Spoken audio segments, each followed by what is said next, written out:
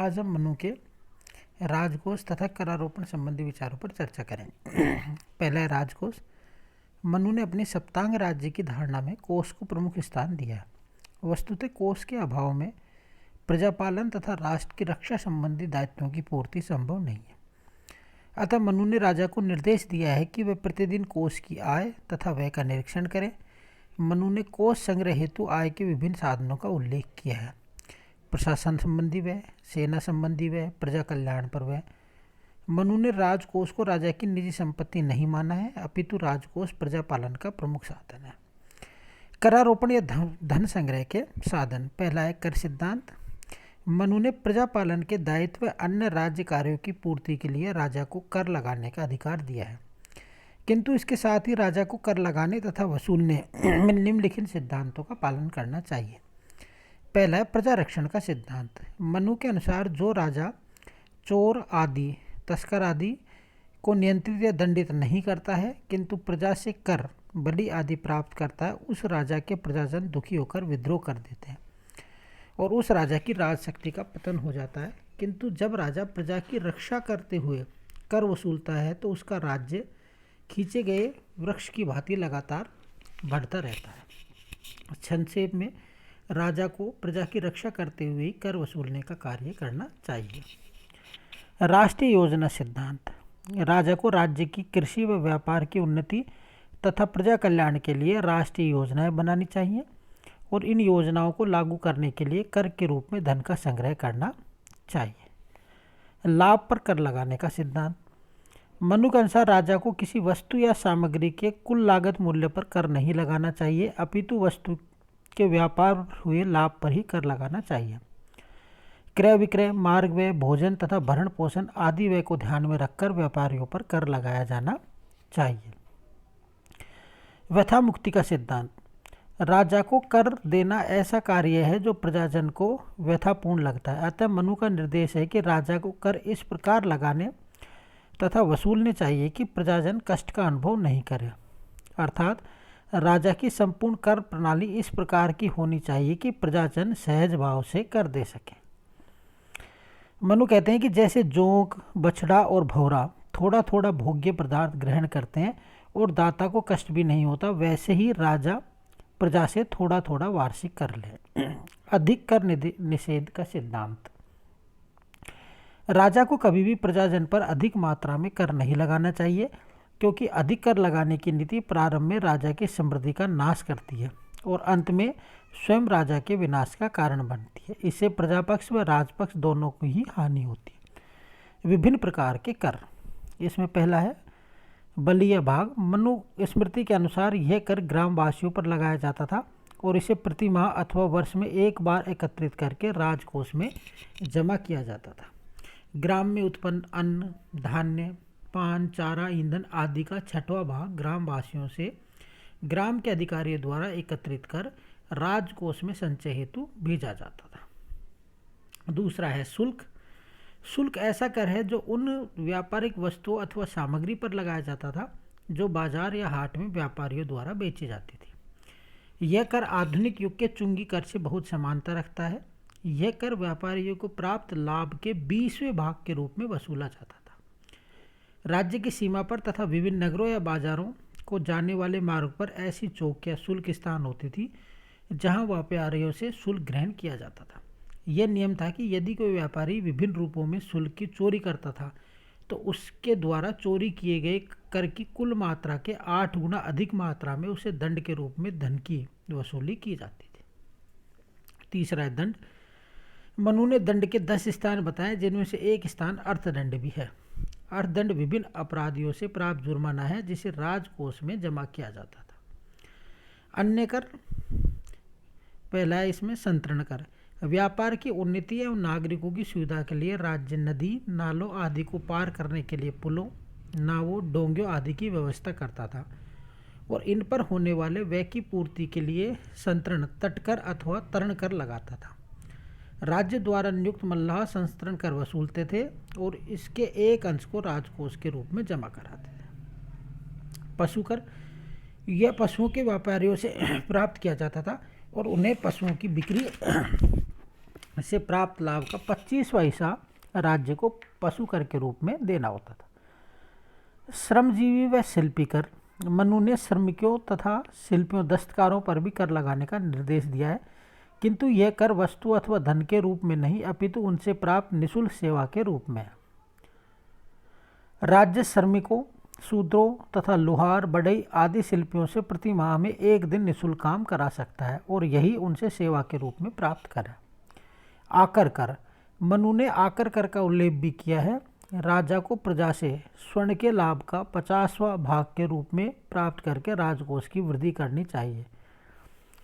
विधि तथा कानून संबंधी विचार। मनु का मत है कि संसार में ऐसे मनुष्य बहुत कम दिखाई पड़ते हैं जो अपने आचरण से निष्पाप हो, अतः समाज में विभिन्न मनुष्यों के बीच विवाद उत्पन्न होने और अन्यायी शक्तिशाली से पीड़ित दुर्बल मनुष्य की रक्षा की जरूरत होती है। मनुस्मृति में सामान्य प्रशासन तथा न्याय कार्य के प्रसंग में धर्म शब्द का अर्थ विधि है। के.पी. जायसवाल कहते हैं कि मनु ने धर्म शब्द का प्रयोग विधि के अर्थ में किया है। विधि के स्रोत। मनु ने विधि के 4 स्रोत बताए हैं: वेदोक्त धर्म, स्मार्थ धर्म, सदाचार तथा आत्मसंतुष्टि। चौथा विधि स्रोत और मात्र वैकल्पिक स्रोत है। उपरोक्त विवरण में वेदोक्त धर्म का अर्थ है वेद में उपलब्ध विधि, स्मार्थ धर्म का अर्थ है स्मृतियों धर्मशास्त्रों में वर्णित विधि और सदाचार का अर्थ आप्त पुरुषों के आचरण के आधार पर विकसित ऐसी परंपराएं जो वेद व स्मृति के विपरीत नहीं हो और समाज द्वारा मान्य हो।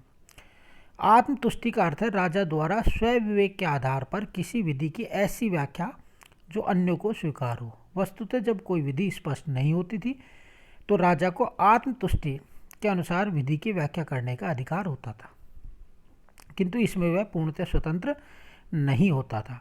मनु ने राजा को विधि का स्रोत अथवा विधि निर्माता नहीं माना, अपितु वह विधि का व्याख्याकार मात्र है। विधि की सर्वोच्चता व सापेक्षता। मनु ने विधि की सर्वोच्चता की स्थापना की है और राजा को विधि के अधीन बताया है। अपराध करने पर राजा भी दंडनीय होता है। मनु ने विधि की सापेक्षता को भी स्वीकारा है और देश, जाति, गण, कुल आदि के विभिन्न धर्मों को उन्हीं के संदर्भ में मान्यता दी है। विधि की सापेक्षता स्थान, काल व स्थिति के तत्व एवं प्रभाव को स्वीकारती है। दंड की अवधारणा। मनु ने दंड की अवधारणा पर विस्तार से विचार किया है। उन्होंने दंड की उत्पत्ति स्वयं ईश्वर से स्वीकारी है। दंड की महिमा एवं आवश्यकता पर पर्याप्त प्रकाश डालते हुए इसे संपूर्ण सृष्टि एवं जीवधारियों का रक्षक बताया है। उन्होंने दंड शब्द का प्रयोग 3 विशेष अर्थों में किया है। पहला है राज्य की सर्वोच्च शक्ति, दूसरा राज्य की सेना और तीसरा अपराधी को दी जाने वाली सजा। राज्य की सर्वोच्च शक्ति।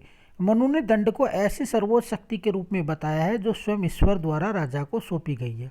इस दंड को धारण करने से ही राजा दंडधर कहलाता है और उसे शासन करने की शक्ति प्राप्त होती है। मनु ने दंड रूप में राज्य की सर्वोच्च शक्ति को औचित्यपूर्णतः प्रकट करते हुए स्मृतियाँ बताते हैं कि वह दंड ही राजा है, वही पुरुष है, वही नेता और शासन करता है और वही चारों आश्रमों के धर्म का रक्षक है। दूसरा है राज्य की सेना। मनु ने राज्य के 7 अंगों प्रकृतियों में दंड की गणना की है। मनु ने दंड का व्यापक अर्थ में प्रयोग किया है। वह दंड के बाह्य रूप को बल या सेना मानते हैं। महाभारत के गुप्त व प्रकाश या 2 रूप माने गए हैं, वहाँ भी प्रकाश दंड को मानते हैं। सेना या बल माना गया है और सैन्य शक्ति को भी धर्म के अधीन माना गया। दंड का तीसरा रूप है अपराधी को दी जाने वाली सजा। मनु स्मृति में न्यायिक प्रशासन में भी दंड शब्द का प्रयोग किया गया है, किंतु यह दंड का अर्थ है न्यायालय द्वारा अपराधी को दी गई सजा। न्याय प्रसंग में मनु कहते हैं कि दंड समाज में अपराध प्रवृत्ति का दमन व नियंत्रण का साधन है, जिसके 4 प्रमुख प्रकार हैं: वाग्दंड, दिग्दंड, अर्थदंड तथा शरीर दंड। ये क्वेश्चन कई बार पूछा जाता है। वाक्दंड, दिग्दंड, अर्थदंड तथा शरीर दंड। अपराध व अपराध की प्रकृति को ध्यान में रखकर मर्यादा पूर्वक दंड प्रदान किया जाना चाहिए। न्याय व दंड व्यवस्था। न्याय व्यवस्था। राजा का एक प्रमुख कर्तव्य न्याय या धर्म सभा में उपस्थित होकर न्याय करना है। समाज में ऐसी अपराध प्रवृत्ति के मनुष्य सदैव पाए जाते हैं जो अन्य के अधिकारों का उल्लंघन, अतिक्रमण अथवा हरण करते हैं। न्याय कार्य का उद्देश्य ऐसी अपराध प्रवृत्ति के मनुष्यों से अन्यों की रक्षा करना और पीड़ित मनुष्य की क्षतिपूर्ति हेतु अपराधी को दंडित करना है। मनु ने न्याय प्रक्रिया के लिए व्यवहार शब्द का प्रयोग किया है, जिस शब्द की उत्पत्ति वी प्लस औ प्लस हार से हुई है, जिसका अर्थ है विभिन्न प्रकार के संदेहों का अंत करना। व्यवहार के मार्ग। मनु ने व्यवहार का अर्थ वे विषय जिनके आधार पर मुकदमे चलाए जा सकते हैं मनु ने कुल 18 बताए हैं, जैसे ऋण के लेन देन संबंधी, धरोहर अमानत संबंधी, किसी अन्य की वस्तु को अपनी बताकर बेचना, साझेदारी करके व्यापार में हानि करना, दान की घोषणा करके देने से इनकार करना, सेवक को वेतन नहीं देना अथवा कम देना, संविदा करके उसका पालन नहीं करना, क्रय विक्रय संबंधी विवाद, पशु स्वामी तथा पशुपालक का विवाद, सीमा विवाद, शारीरिक दंड, कठोर वाणी गाली गलौज से उत्पन्न विवाद, चोरी संबंधी विवाद, बलपूर्वक किसी अनुचित कार्य को करना यथा डकैती आदि, व्याभिचार संबंधी विवाद, स्त्री व पुरुष के धर्म कर्तव्य अधिकार से संबंधित विवाद, परिवार में संपत्ति के उत्तराधिकार एवं विभाजन दयावाद से संबंधित विवाद और विभिन्न प्रकार के जुओं से उत्पन्न विवाद। न्यायालयों का संगठन अथवा धर्मसभा। मनुस्मृति ने ग्राम से लेकर राष्ट्रीय स्तर तक न्यायालयों की एक एकीकृत श्रृंखला का उल्लेख नहीं किया है। इस ग्रंथ में स्पष्ट रूप से मात्र धर्मसभा न्याय सभा नामक न्यायालय का विस्तृत विवरण किया गया, जो वास्तव में केंद्रीय न्यायालय। इसकी अध्यक्षता स्वयं राजा करता था और इसे धर्मसभा में उसे धर्माध्यक्ष, न्याय का अध्यक्ष अथवा धर्मस्थ कहा जाता था। राजा की अनुपस्थिति में उसके द्वारा नियुक्त प्राय विभाग न्याय कार्य करता था, जो विद्वान ब्राह्मण होता था। न्याय कार्य में मदद के लिए अन्य सदस्य भी होते थे, जो धर्मसभा के सभासद या सभ्य कहलाते थे। Thank you.